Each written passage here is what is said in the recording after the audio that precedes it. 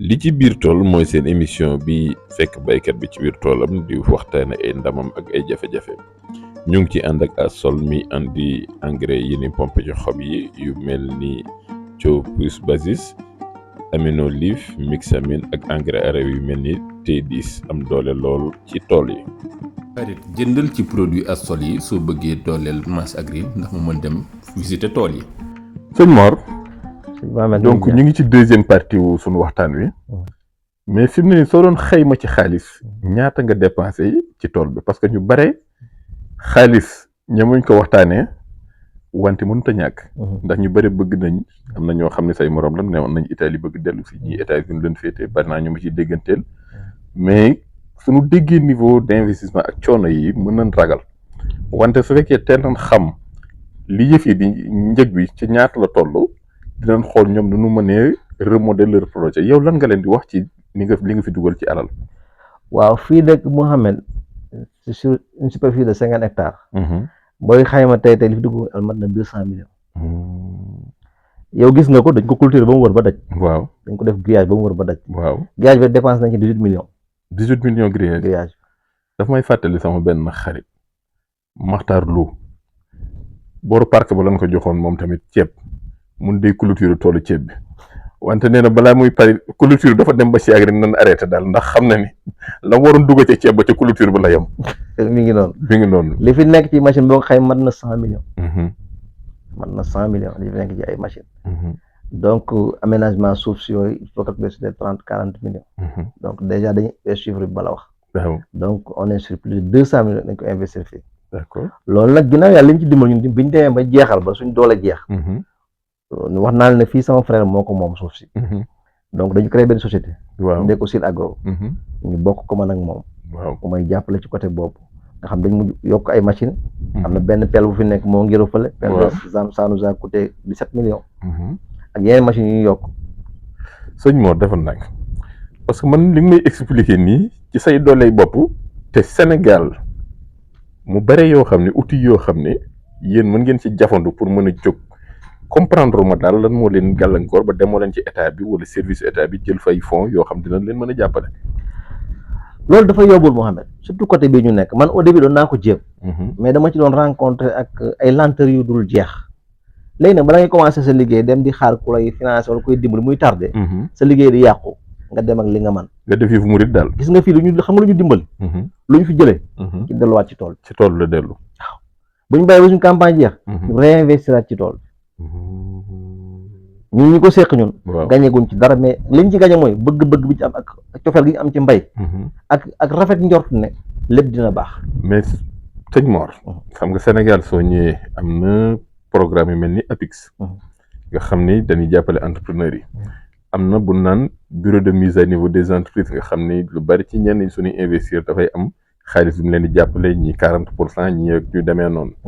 am na yeneen programme yoo xam ni ay Union européenne ak yu demee noonu ñoo ñëw taxawu leen. yeneen ñoo xam ni seen chambre de commerce la ñuy wéeru ñooñu wutal leen partenaire jàppale leen. mais te wàllu bari na milliards yoo xam ni ñu fiy dugg ci investissement ci jàppale ay baykat. ñun de gisaguñ sa loxo yeggagul foofu. sama loxo yeggagul fa man nag xam nga sëñ bi li ngay wax yëfu murid man yëfu murid laay def au début wax naa dem naa sayet bépp année bu fi mos a ñëw. samay demande mu ngi fi def naa demande pour am matériel agricole mais mosuma ci am benn réponse te ku ñëw fii xam ne kii mérito na am matériel agricole. man parce que récemment ministre bi naan ma Bouba Diagne agsi na fi. yegg si na fi foofu laa doon bëgg a ñëw. waaw bi ñëwee léegi nag dafa mel ni yëf am na changement route. ñu ngi dégganteeg yow kilifa yaa ngi may woo. ñi ngi may woo di ma poser question ñi ngi may woo di ma laaj ñi ngi am maanaam yitte ci projet bi. am nañ ci yitte depuis le ministre ñëw bi en passage dañ koy remercier waale bu baax a baax. parce que lu am solo la. gis nga nit dina ne ci mbir dem bay découragé. kilifa fekk ko fa jox ko courage. tigi ñoom ministre bi fii dafa yokk ngëm-ngëm ak yaakaar ma amoon ci projet bi parce que ministre bi déplacé wu mooy Sénégal moo déplacé.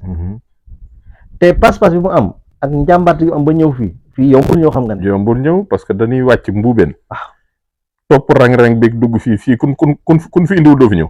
et bi mu ñëwee fii aussi li mu waxtaan ak man doy na sama yaakaar non seulement ñëw bi yokkoon na yaakaar ji parce que je me suis dit kilifa bu déplacé ba ñëw fii kon daf lay encouragé.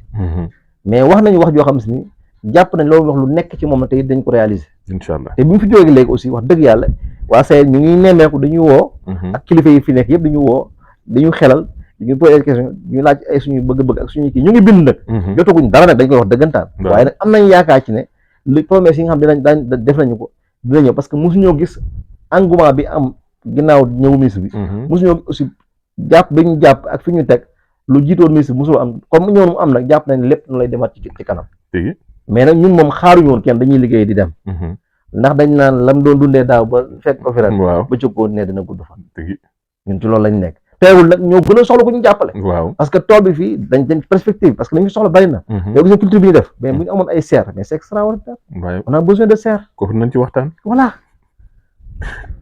macha allah ak yeneen mais nag investissement global bi daal jàppale na c'est plus de 200 millions yoo xam ne c'est à fonds propre ñoo ko defal suñu bopp waaw du dërëm banque du dërëm kenn mais nag li ñu def mooy lu ñu am delloo ci tool bi d'accord léegi sunu lu ñu am delloo ci tool bi actuellement lan moo fi indi xaalis ci tool bi maraîchage bi la ceeb bi la arboriculture nag yee xar yi pan la ci maraîchage bi maraîchage ceeb bi moo wax naa ne ko njëlbéen ne la moom pertement rek xëy na li ci am mooy xëy na li ci picc yi lekk ak li ci dongo yi lekk waaw waa daara jay lekk ceeb bi dafa dem daara ja tey waaw duñu am daara boo xam si dañ fa yóbbu ci waaw kon ceeb bi daal presque du xaalis beneen ci kii mais da leen dundalee daal déedéet maa ngi wax ci yoon ne la grand yi dafa mosoon naa bayal ceeb moom li ko yitteel mooy ceeb bu dem ci daara ji moo ko yitteel waaw du ceeb bu ñuy jaay du ceeb mais na daara ji fa mu ne Touba wala fa daara ji dëkk bu ñuy wax Bopp Silla la Bopp Silla fu mu nekk suñu dëkku cosaan la mi ngi nekk ci région de Thiès département de Tivaouane commune rurale bu Niakhène commune de Niakhène waaw d'accord foofu ay ñaata ndongo ñoo fa ne bon foofu on a plus de 200 ndongo macha allah on a plus de 200 ndongo kon léegi fii lan moo ngeen fi nekk di fi bàyyee fii kon ndongo yi ñoom newuñ ci tool bi moom non newuñ fii ay surga fi ne ay surga yu ñuy fayee fi ne ay surga yu ñuy fayee fi ne yéen seen moyen bopp yéen fay surga yi ñu liggéey yónnee ko tool 6 Sénégalais 3 Maliens d'accord ñoo fi nekk di fi liggéey pour le moment ak man nii d'accord léegi maraîchage bi yan ñuy culture phare yi maraîchage bi culture parce que moo si la moom gars yi soo waxtaan ak moom tamaate loolu laa la coppet ñëw taxaw kooku moom ci xol bi la ne xaw ma yàggum Italie bi la parce que ñooñu moom doon fonk tamaate wala lan moo la boole tamaate au fait xam nga baykat bu ne la mu njëkk a bay gis ci as tuut loolu da koy fonk waaw te du baykat kese waaye nit ki li mu njëkk a def mu jik ko yaakaar naa waru koo sàggan tigi li bi ñuy sonn lool ci mbay mi tamaate lañ njëkk a bay rek gis ci benn xaw a kii tuuti waaw parce que man li may xaw jaaxal tuuti ci soo ne tamaate zone wàllu bi moom soo ne tamaate sama mbokk wàllu yu mboo jéen waa tàkk gañ du nangu dégg loolu soo waxee ñu la tamaate amatul xaalis yàqu na mais est-ce que yow tamaate bi yaa ngi ciy gis sa bopp waaw tamaate bi moom bi ñu ko commencé def fii ak léegi surtout ci goutte à goutte bi ñu ngi gis suñu bopp kon goutte à goutte bi moo nekk avantage par rapport ak irrigation à l'arrêt bi ni liggéey wala période bi ngay dugg ci marché bi la wala lan la goutte à goutte bi avantage la période bi nga dugg ci marché avantage mais goutte à goutte moo gën a nekk avantage parce que baykat moom bu bayee lu mu tombé rek loolu lay jaay man nga nag organiser ba fexe ba jamono bi ngay sa mbay di génn nga tombeek prix mais goutte à goutte bi moom production doublé na deux fois production à l'arrêt est-ce que léegi soo doon xayma ci nombre de caisse wala ci rendement ñaata ngay jàpp ni hectare bi mën na la ko génneel ci tamaate su fekkee ci goutte à goutte bi fay liggéey bu dee ci goutte à goutte la man nga am minimum 50 tonnes à l'hectare 50 tonnes minimum nga am 50 tonnes à l'hectare d'accord ci Cobra waaw te ñun nag li yàqu fi dafa bari trop parce que buñ koy wat tak buñ koy ceeb daanaka boo nee 50 tonnes man nga ne 6 à 7 tonnes nga yàqu ci tool ci toj beeg yooyu waaw d'accord léegi tamaate moom tamit quand même prix bi dina neex waaw ay période la ok mën nga tombé saa yi buy doog a commencé ci mois de novembre décembre mën nga dem bay cajot 40 000 35 000 mën na wàcc aussi ba cajot 3 000 nag vers le mois de février mois de mars fekk sama mbokk yi dugg ci kii bi fekk gars yi waa contrat stockage bi dugg waaw kay boobu dina wàcc mais boo teel dugg ci marché bi moom di nga ci am xaalis su ne Mor Sylla ni Mor Sylla kaani loo boole kaani kaani moom ci mbay yi ma njëkk a bay kaani moom lu may bay dama ko ciy boole lu may bay dama ko lu mu mënti demee moom daal kaani lu mu mën demee damay bay kaani bu doon benn zéro dix sax naa ko bay kaani bu soobee yàlla waaw kaani googu goutte à goutte bi ak irrigation à l'arrêt bi gars yi def ci waalo bi fii bon moo ci avantage ba léegi goutte à goutte mooy avantage man parce que bay boobu dama ko def man dama def à l'arrêt dama def à l'arrêt bi may avant may def goutte à goutte à l'arrêt laa doon njëkk a def waaw mais goutte à goutte moo ko gën fuuf waaw góor. te goutte à goutte nag rawatina bi ma gis si muy goutte à goutte bi ci seer moom waaw man defaguma ko waaye foofu laa jëm la. non seer moom bagage boppam la nan si yegg nan na ci li fi ne ba pare. waaw ndax yow fi mu ne nii am na beneen affaire mais nan na ci li ba goutte pare. à goutte bi daal moom vraiment man ay avantage rek laa ci gis parce que mooy gën a moyen ñax mooy gën a moyen main d'œuvre aussi mooy gën a ëpp avantage ci rendement. man daal am na lu ma comprendre ci wàllu yi lu tax ñoom demaguñ ci goutte à goutte te ñoom avantage bi ñu am mooy kaani nawet lay ëpp prix te ñoom seen taw barewul donc defoon goutte à goutte conduire ko ci nawet bi est-ce que gënul neex. ñoom de boo leen waxee dañ naan problème mooy lañ lay wax. après aussi ñoom dañuy bay ci ban te ban bi dañ naan goutte à goutte day yàq goutte à goutte boo xam nga ay considération loo xam si ni. Italie ba nga fa nee ñooñu doon goutte à goutte lañ doon def wala à l'arrêt lañ doon def. ci non Italie ñuy bay kii goutte à goutte la ñuy def après ñoom goutte à goutte sous serre la ñuy def ñoom culture sous serre la ñuy def. parce que ñoom amuñu espace yi ñu am ñoom espace yu ndaw la ñu am. donc dañ koy exploiter le maximum possible. pour productivité bi gën a jóg ëpp doole. d'accord voilà. ci biir kaani boobu noonu ban variété nga daan def avant. dama daan def Big Sen. def Habanero. def Anche.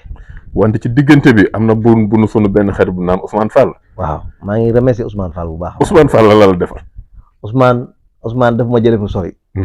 Ousmane dama dem ci moom mu publié ma benn variété ne ma am na benn kaani bu bees bu ñuy wax Lolesa bu génn. te nga ko essayé pépinière ko parce que baax na te am na productivité te gaaw na. man nag Ousmane man sawaruma ci kaani man daal saa yu Big Sen laa xam ak yooyu marché moom lañ lay laaj. yàlla def mu defoon ci pépinière toolam quoi. après benn jour mu woo ma may ma ci 2000 pieds dama essayé ko. 2000 pieds la ma may. li nga wax xaalis bu bari la de. ne ma essayé ko. Lolesa bi nga xam ne gars yi koo pépinière sax na koy nëbb. ne ma essayé ko ma ne ko saa yi man kaani gu bees gi mu jox ma ko ma indi ko sama tool dem yóbbu ko ba ca fond tool. ma def ko foofu benn van. waaw sànni ko foofu di ko irriguer yenn saa yi ma sànni engrais toppatoo ma ko woon. ban engrais nga doon topp nga doon. man urée kese laa ci doon def. ak 1846 amul lenn lu ma ci doon def. kese. urée 1846 amoon na fumier. amul woon fumier. mais kaani googu nu mu mujjee. mais ma jékki-jékki gis muy tóortóor mais saa yi ni mu doon tóortóoree am solo ma ne lii xaar ma woo gars yi ne nañ toppatoo kaani bi. mais tey boo fa demee moo gën a nekk sama satisfaction ëpp ci tool bi. mais kaani googu premier foraatu bi ñaata nga ci am. premier foraatu bi am nañ ci 95 kilos. premier foraatu bi. premier foraatu bi. bi ni matul sax 0,10 espace bi matul 0,10. deuxième foraatu bi mi ngi woon ci ñaata. 300 kilos. 300 kilos léegi par combien de temps nga koy récolter par semaine. par semaine. mais kaani gi ni nga ko gisee léegi nii ak taxawaay beeg floraison beeg doom yi mu téye noonu gëm nga ni ci 2000 pieds boobu noonu mën nga ci am rendement par garab boo xam ni dina am solo am déet. oui ni ma ko gisee nii ak tóortóor bi boo ko xoolee da ngay xam ne garab bu nekk war na mën a am 10 kilos. durant récolte bi yëpp. parce que dafay tóortóor ba bu amee doom da ci am yoo xam si ni boo ko jàpp kii day tëdd. kaani gi dafa diis torop ba peut-être tëdd wala lan moo tax muy tëdd noonu. doom yi moo bari ba caabi du ko attan. wante am na lu ma la junjoon jamono yooyu bi waaw waxoon nga ma ko de. newoon naa la ngay effoyer tuteuré tag lu tax defloo ko. damaa tàmbali bi ma tàmbalee di effoyer affaire bi xaw a ñaaw te xam nga béykat bu bëgg gàncax rek ma ne lii naa ko bàyyi saa yi lii daal jëmul kanam naa ko bàyyi waaye su ma doon continuer parce que kii bi day mel comme garab. day taxaw ca kaw. d'accord donc su ma ko defoon li ma waxoon su ma ko effoyer woon wutal ko tuteuré ko tey jii day màgg comme garab. mais mu ngi dëll mu ngi tóor mu ngi am ay doom macha allah mais daal li ma mën a wax daal mooy. yow gis nga tool wër nga ko. waaw satisfaction bi am ci tool bi. ci loolu la laa am pour la moom. te man dama bëgg kaani donc defoon naa fi 2 hectares mais 2 hectares yi dafa mujj daanaka 1 hectare rek moom parce que dafa échec. mais kaani loolu est-ce que saf na comme yeneen kaani yi. mais moo dàq yeneen kaani yi. est-ce que am na parfum bu particulier par rapport ak yeneen kii. moo gën a parfumé yeneen kaani yi mooy rafetaay bi aussi ci rafetaay mu ngi rafet yeneen kaani yi. c'est-à-dire mënoo leen méngale tegal ñaari kaani nga xool nga méngale leen. ci production moo ko ëpp doole. moo ëpp doole moo dàq produit gars yi yoo xam waxu prix. dañuy wax ne bële moo ëpp prix. waaw mais boo xoolee ñaari kaani yi même bële bu ëppee prix bii doublé na ko production kon prix bi da koy dab ba romb ko. da koy romb. c'est-à-dire man su ma mënee am par exemple bu gàtt laa la jox su fekkee tey Big Sen dafay jar 2000 francs le kilo Lolesa di jar 1000 francs le kilo te mënu ko jox 1500 kilos la. maximum 1500 la 500 francs la ko mën a ëppalee. yow nga am 300 kilos ci Big Sen bi. man ma am 600 kilos ci Lolesa bi. ku ëppalee xaalis. maa ngi ëppalee xaalis. waaw kay calculer waaw góor. boo defee 600 par 1500. loolu 900 la. waaw.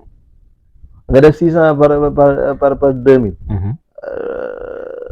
loolu kii la par 1000 francs. waaw 6000 la. waaw 600 000 ak 900 000 nag ëppale naa 300 000. oui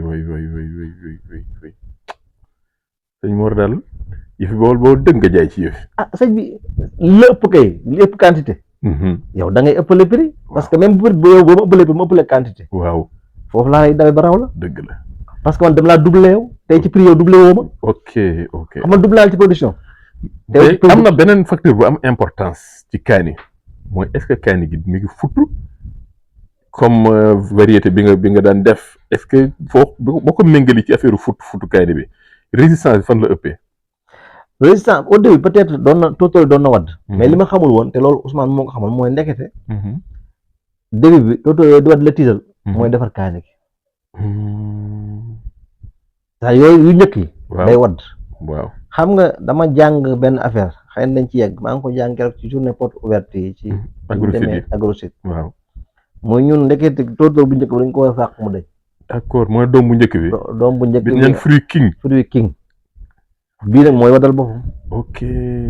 amuñu luñ ko di xamuñ ko woon. man de xaw ma ko woon man Agrosite laa ko xamee Agrosite. waaw journée boobu jàngee ci journée porte ouverte. suñu journée boobu fu mu ne de. macha allah c'est instructif et puis lu am solo béykat dañu war di dem ci journée yooyu béykat bu ne war nga tànn at mu ne au moins nga dem ci benn wala ñaari ci journée yu mel noonu. waaw parce que diggante ba nga fay la nga fay jàng di nga toog at doo ko jàng. dëgg la. man keroog jël naa fa ay leçons yoo xam ne si ñoom sëñ Saliou bopp. sëñ Saliou macha allah moom ne yàlla na ko fi yàlla yàggal loolu ci barke turandoo. waaw góore waay. waaw ku am solo bu doon. waaw góore waay bu baax mais yow ci parcelles yi am na boo xam ni da nga remplacer ay yoo xam ni Bigsen nga defoon ak ay Pio Loleza lan nga ci gis après. li ma ci gis kay moom leer na nañ boo xoolee yi nga xam ne si mooy Loleza bi. ma ngay produit di dem Bigsen ba nga taxaw fa mu taxaw. mais yow Bigsen bi da nga ko jiiñoon ni nématode moo ko téye. loolu laa jàppoon. mais même bu fekkee nématode moo ko téye. bu fekkee nématode moo ko téye. bu fekkee nématode moo ko téye. waroon naa téye Loleza bi. xanaa ñaari du kaani rek. waaw te ñoo bokk espace bi nu nekk. ñoo bokk espace bu ñu nekk ñoom mu yem ndox ñoom mu yem traitement. ba moom ma nga gàtt tugut beneen bi moom ma ngay dem yoonam bay produire ay fruits ni dem. man dama doon nématode bi la mais nag ginnaaw bu ma gisee ne ba moom mooy produit ma ne kon am na leneen lu ci tax lu ci bokk. kon daal Loleza moom. soit bu dee nématode la. Loleza day résister. waaw. bu dee leneen lu mu mën doon tamit bu wala feebar lu mu doon Loleza moo gën a mën a résister que Bigsen bi ci loolu. loolu lu mat a gëstu la wante ci biir floraison boobu noonu am na benn produit bu la introduire doon mooy aminolif bi. waaw engrais foliaire. waaw est-ce que def na résultat yi nga doon xaar. bu baax aminolif boobu ba ma ko ci defee dama gis ne production bi dafa yokk bu baax a baax floraison bi dafa gën a yokk. doom yi gën a bari. day Pape dafa bokk Pape tey mu ma koy laaj mu naan ma am na benn produit sungu boobu indi woon newoon ci benn sachet. est-ce que doo ko dolli. ok parce que balaa bi ko ci defee am ginnaaw gis nañ ne non seulement dafay ñuulal feuille. waaw day couleur bi day gën a foncé. mais aussi day yokk production fleur bi. d'accord aminolif bi moom lu am solo la. lu am solo la. macha allah. xam naa ne dañuy bàyyi après defaat benn programme spécial. ka waxtaan ak yow ci fertilisation ni nga xam ne moom ngay liggéey sa fertilisation. incha allah wante sëñ Mor am na ren gars yi jooy nañ mbirum soble rendement beeg prix ba ni mu demee ak yooyu noo def ak soble ren. waaw soble defoon naa ci 1 hectare 20. am naa ci 60 tonnes de rendement. 60 tonnes. ci 1 hectare 20. ah champion nga de. waaye gis naa ñu ma gën a nekk champion. ñan ñoo la gën a nekk champion. tuddal tur ñu seeti leen. man am na fu ma dem man bi maa ngi doon fëgg dañ naan 60 tonnes ma dem gis ko xam 1 hectare 20 105 tonnes. macha allah te même variété lu ñu def. tuddal turam xam naa ko tuddal turam rek. sëñ Cheikh Fall. waaw bu Joal. waaw jàmbaar dëgg gi sëñ Cheikh Thiaw. waaw jàmbaar dëgg gi noonu. su namee jot seeti ka. sëñ Cheikh jàmbaar dëgg gi noonu. mais soble bi kon bi nga defee rendement moom kon jooy bi gars yi doon jooy côté prix bi tu n'as pas eu ce problème là. waaw man yàlla dama dimbali dama génne avant tabaski. et puis bi may génne comme soble dafa rafetoon macha allah. waaw am benn baana bu fa ñëw gis ko. donc moom moo jënd moitié bi beneen moitié bi ba ko doon jaay nànk entre Touba. Touba laa ko ji ëpp Touba ak Mbacke laa ko jaayee. d'accord waaw ban variété nga defoon ren. man maa ngi defoon Takaay. waaw mais côté calibre soble beeg yooyu ak résistance am ci kii bi ci focc beeg yooyu gis nga ci satisfaction. gis naa ci satisfaction te calibre dafay rëy trop. soble bu dafay rafet dafay ngande. d'accord waaw macha allah même parce que man nag defuma semi direct man semi ak loxo laa defoon. donc pépinière repiqué. laa defoon. mais macha allah calibre bi am na solo soble bi résistant na aussi. waaw résistant na aussi. d'accord mais conservation bi tamit dëgëru parce que soble bu dijj la gars yi souvent dañ naan. waaw conservation bi nag moom moo xam am tuuti problème parce que am na lu ma ci dencoon pour tabaski bi jàlle ma xool kii mais am na lu ci am na ay yàqu-yàqu. mais yàlla dimbal na ma li ma jaayoon moom mu dem Dakar moom xëy na dañ ko jaayee mu ñëw jaayaat ko mais li ci yàqu bariwul moom. parce que waaye li ma yónnee ne moo ci yàqu matul sax ñaari saako ci 30 tonnes. d'accord c'est super. waaw kon ak lan ban culture lan mën waxtaanee waat wala yooyu précisément ñooy culture yi. waaw tamaate waaw wax nañ ko wax nañ kaani wax nañ soble. ceeb ba lañ jiital. waaw loolu mooy culture five à part ça nag maa ngi tàmbali concombre nag. concombre waaw concombre Touba concombre màggal noo ko defee romb nañ ko. concombre màggal laa def. concombre màggal bi nan nga ko defee da nga boole defandoo yëpp. campagne bi wala dama ko def escalier. parce que boo xoolee Sénégal événement yu bari mi ngi xew ci diggante tabaski. tam xarit màggal gàmm waaw te dañ tegloo donc ñun dañ ko def ay escalier. ok dañuy ji benn toog 15-20 jours doo ko jiwaat beneen dañuy rawante 15-20 jours la ñuy rawante waaw nga xam ne di nga mën a am tous les màggal ba gàmm doo manqué concombre waaw te foofu la prix bi tane foofu la prix bi di gën a neex prix bi day foofu lay gën a neex donc fu ne nii ñun bu ñu commencé produire concombre ba gàmm mën nañu am concombre d'accord dañ ko def ay escalier daal dañ ko def production ay escalier ok dañuy def benn van toog 15 jours defaat beneen van ok toog 15 jours defaat beneen van mais concombre moom prix bi dina neex ci nawet bi de prix waaw prix bi moom dina neex ci nawet bi surtout bu tollee événement yi moom prix bi dina neex d'accord yenn saa yi mu tombé ay prix 200 mais dina dem kilo 700 ok waaw te moom di nga am poids moom waaw concombre moom di nga am poids moom di nga am poids d'accord parce que moom xam nga ndox la daanaka day diis donc di nga am poids aubergine bi loo ci xam bon aubergine bi doon naa ko beneen ba sax non du aubergine poivron defe naa la poivron aussi dafay baax trop ci nawet bi ok poivron dafay baax trop ci nawet day am prix ci nawet bi moom tamit te mën na ak biñ ko ni ñu koy defee nii ak goutte à goutte yi ci poivron bi dafay kon daal goutte à goutte moom définitivement moo gën a intéressant sur nekkee zone nord côté bi waaw man de ci sama côté sincèrement moo gën a intéressant et puis moo gën a ci lay main d'œuvre bi gën a di parce que boo bëree ay ni sa tool liggéey mën dem ba ëpp leen parce que ñax bu bëree rek waaw day dem ba ëpp leen doole te bu dee goutte à goutte la fii tooy rek foofu mooy am ñax ok boo xoolee nawet bi liggéey bi gën a métti parce que taw bi moo tax ñax bi day bëri waaw te boo boowee taw ba pare nga bëgg a def liggéey ak loxo da ngay dem ba yërëm ñi ngay liggéey parce que mënoo xam nga àllare waaw da ngay irriguer pare ñëw di ngoos waaw fii ne irrigation am na ko la koy defal waaw yow dindi ñax rek ngay def dégg ñax rek àllare yow yaa yow sa peel waaw di ndox ci tool yi ku ko liggéey rek moo dul xam coono moo doo ko xam c'est-à-dire et puis ci xel rek nit ku am xel rek nga xalaat yow da ngay peel ba pare yow yaa irriguer ba pare dem di ngoos li nga doon peel am na ku dencal nañ la ko léegi li nga doon peelatoo machine bi mooy irriguer tool bi waaw yow da ngay dindi ñax rek ci ngay ëpp jot waaw ci ngay gën si la sa tool di gën a set ok boo xoolee tool gi nekk goutte à goutte day set wecc boo demee àllar day bëri ñax parce que nit ñi dañuy dem ba dootu ci attan liggéey waaw loolu aussi nit ki aussi boo demee ba sëf ko lu mu attanul day feeñ ci liggéey bi day feeñ ci sa liggéey day feeñ ci rendement bi day feeñ ci feebaru maladie yi day feeñ ci sa parce que nit dong la maanaam bu fay dootu mën a liggéey yenn liggéey boo defee day yàq sa liggéey d'accord kon ñu yemale foofu deuxième épisode bi jërëjëf dem dellu si waat jërëjëf Mohamed ñu ngi lay sant di la gërëm ci sa taxawaaya yow aussi ku laabiri nga ci sa xam-xam parce que ñu ci bari ñu xam yow ginnaaw yàlla yow yaa tax dëgg la link bi ngay créé diggante béykat loolu am solo sëñ Cheikh Thiam boobu nga wax boo nga xamee ginnaaw te sama mbokku taalibe la dëgg la ak ñeneen ñoo xam ne si ba pare aussi yow tamit ci wàllu produit ak fertilisation dañu ci dimbali waaw amee lu boobu ngay wax yow yaa ñu ci dugal yaa ñu ko xam loo dëgg la donc yooyu ñu ngi lay sant di la gërëm di la encouragé di la ñaanal yàlla dëgg la jërëjëf incha allah ba ci beneen partie bu soobee yàlla sama maama buy li ma waxoon gis naa sama maama boy